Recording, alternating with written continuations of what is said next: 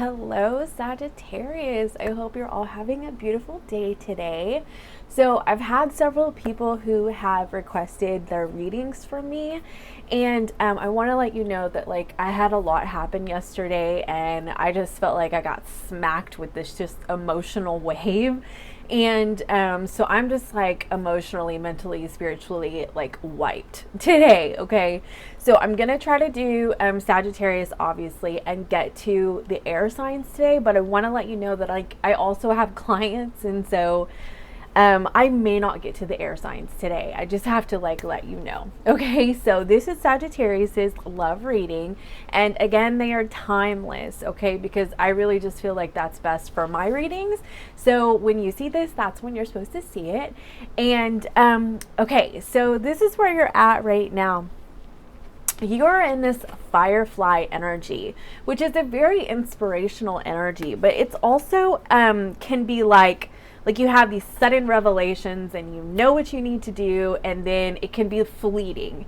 So pay attention to what really resonates with you, so that you can continue to push forward in that direction, and not just get really super inspired and then fizzle out and then later go, oh, I wish I would have stuck with that. Okay, so just think about that. Sorry, I had to turn my fan off. Okay, so right now it just seems like you have just some really you have epiphanies, you have just really sudden changes that are happening in your life. Okay, and that's where I see you. There's a message here to release cycles. Okay, and to really step into your divinity, your higher self. Just connect to your higher selves. Okay, and your ancestors during this time, because there's a need to really and also you have spiritual maturity. Okay, so there is a need for you to really assess your environment, and like I was saying, ask yourself what is just quick inspiration, just fleeting thoughts, things like that, and what is actually aligning with you, and you want to continue moving in that direction. Okay, now this can be in terms of career and relationships, or just people in your environment, because that's what I'm getting here. I'm not getting that it is primarily about love. You also have the Wheel of Fortune card, and so again, this is all change, but moving in the direction of what's for your highest good, what is fortunate for you. And, and it can also be about your destiny. And so that's what I am seeing for you, that this is about alignment. This is about you, look, with this spiritual maturity, you walking up this path, up leveling, and deciding what needs to just kind of fall off and isn't going with you. Okay, so I do feel like you are stepping into a lot of personal awareness right now of yourself, and it just looks like you're releasing yourself from anything that doesn't need to go on this journey with you. Okay, so I mean, it just looks like you have a lot of inspiration, a lot of thoughts, epiphanies just popping off right now. So just try to ground yourself. And I think that that's one of the cards you got. Oh no, it was gratitude. But just try to ground yourself and ask what aligns with you. Okay, so about love. You have the Lover's card twice here. So I was explaining to some sign yesterday that I can't remember, that when there are two Lovers cards, this can be about two different situations. Additionally, this could be about two people who feel the same. This is Gemini energy, okay? And I'm seeing that, gosh, it's so great, because you are really chasing your joy. A couple of signs are like that. It must be coming into spring, it's we're coming out, we're alive now, we're feeling good, we're feeling fine, we're ready to embrace change and embrace new experiences, you know what I mean? Which is interesting that I said that, because you also got experiencing. Okay, so it's you are so ready to embrace newness in your life. And like I said, you're just kind of purging what doesn't come with you, okay, on that journey. And you have the Two of Wands energy. So with the Two of Wands energy and you have two Lovers cards, there can be two different situations. Additionally, this can be about being in a situation and assessing whether or not it aligns with you, because you're spiritually growing right now. And, asking yourself if it aligns with you and if it's something that you want to proceed with. I do feel like, because you have this owl energy and lion energy, which are both strength and wisdom, and I feel like what you're trying to do right now is you're trying to align with your personal strength right now, and your belief that you can stand on your own 2 feet. Okay.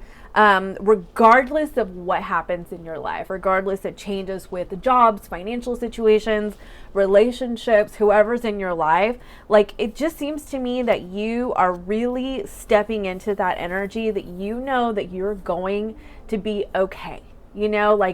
Like you're really just, you're stepping into your personal strength during this process, and you are gaining this wisdom that you are applying to your life, where you are, like I said, you're seeing so much right now and what aligns with you, and then you're applying it to your experiences. Additionally, I said something about your ancestors. So you have the owl energy here, you have divinity. There were a couple of cards, but so I believe that you're also connecting with your ancestors at this time, and you're listening to the wisdom that they are imparting on you so that you can apply that to your life, your growth, your up leveling, and all of that. Okay. So, there's a need to be open and grateful. Okay. This is also like connecting with the moon energy, connecting with the cycles of the moon. You could be planning your rituals around that at this time, like you're starting to do that, or it's just something that you've always consistently done. And through that, those rituals, you're expressing your gratitude while you're also releasing. You have release as well. So I'm getting that energy, even if like you don't do rituals and you like you have a gratitude journal or a shadow work journal, like these are things that you are touching on right now. And there's a need to just be open about like what is coming to you and processing it, and then releasing what does not serve you. Okay. So you have this energy of chaser. Okay. So 2 things, since you have 2 Lovers cards, you could have somebody who is chasing you. Okay. Or when I initially pulled the card though, I did get the energy that you're typically the chaser. That's not going to resonate with everybody, because it just depends on how many people watch this and so on and so forth. Right. But you do have this chaser energy where, somebody is afraid of abandonment. Okay. And so, they listen to their ego, and they're like, I have to have this person, if they don't love me, then, I'm not worthy and nobody's ever going to love me again. That's what triggers that chaser energy. Okay. So if that is you, okay, again, I'm seeing this strength card. It's like you are really starting to focus. I don't know if you can see it, this little white flower. Focus on your own innocence, your own purity, your own essence, your own worth and value, and realizing that you don't actually need somebody to love you. You don't need somebody to fill that space for you, because I do see that you are learning to do that on your own. You're learning to stand on your own 2 feet, regardless of what another person, feels for you, or, how they show up with you, etc. Okay. If it is not you, then I see that somebody is feeling that way about you. Like they're feeling like they need this connection to feel okay. And I mean, that's just the groundwork for a really unhealthy, toxic situation. So I do see that if somebody is feeling that way about you, like you are realizing that it's not going to align with you, it is not going with you on your spiritual journey. Okay. Additionally, you have the 10 of Pentacles at the bottom of the deck. The 10 of Pentacles can very much be about generational conditioning and, breaking those patterns and seeing that what just is not working for you, okay, which is really great. So you have the card of pleasure. So with the card of pleasure, I mean, two things. You could be really chasing, this could have to do with you chasing your joy, okay?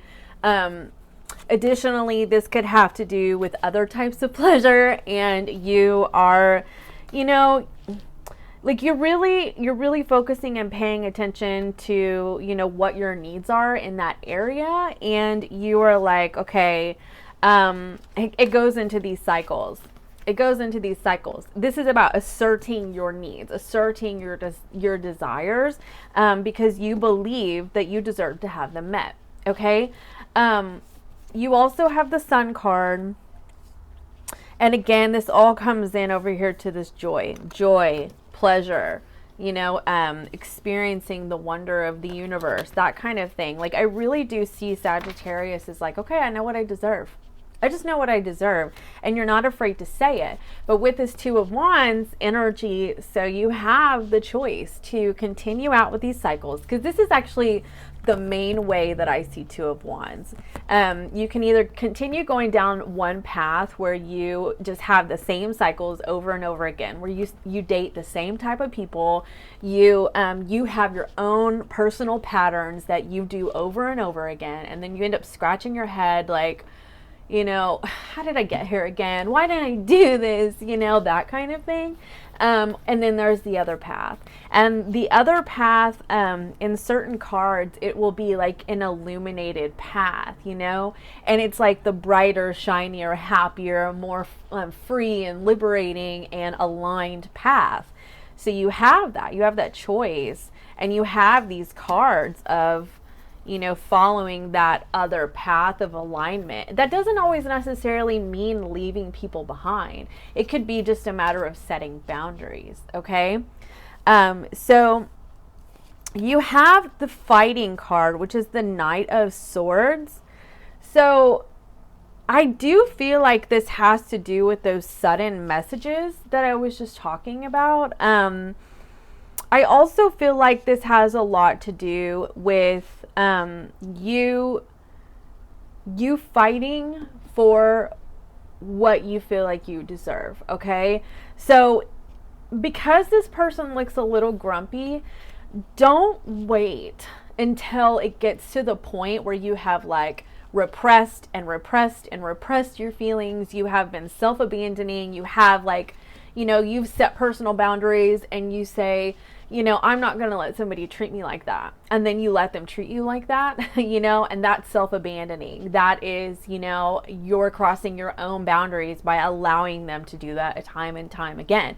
And no judgment, I've had to learn this too, okay? Like, trust me.